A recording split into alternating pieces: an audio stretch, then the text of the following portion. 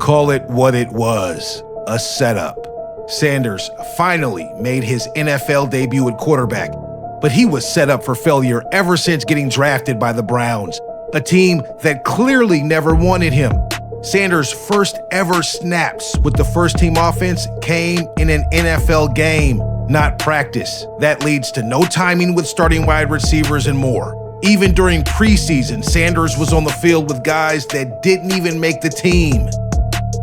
Dillion Gabriel, praised as the computer for his mental processing speed, while Sanders is labeled arrogant and part of a circus. So Sanders sits on the shelf collecting dust, never being considered in the mind of Cleveland Browns coach Kevin Stefanski. This double standard runs deep in the league's history. Is Shedeur a victim of race norming? Have you ever heard of race norming?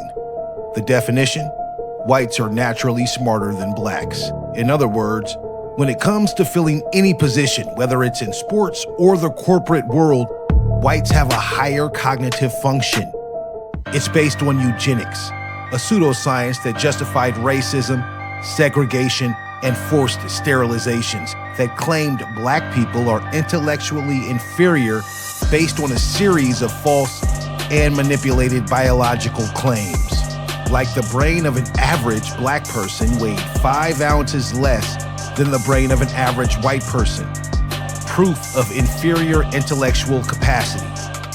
Eugenics has long been debunked. But the NFL never got the memo. Up until 2021, the NFL used a eugenics-like race norming algorithm, sometimes called the Heaton norms. It assumed blacks have a lower baseline cognitive function than whites. It made it harder for black former players to get payouts and concussion settlements.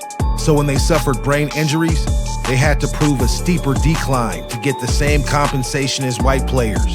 We all know that CTE is real.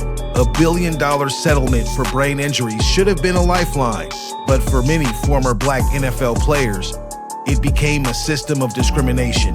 The NFL's racism led to real-world consequences for people's health and financial well-being. It was a rigged game, and they got caught. Players like Kevin Henry said the quiet part out loud.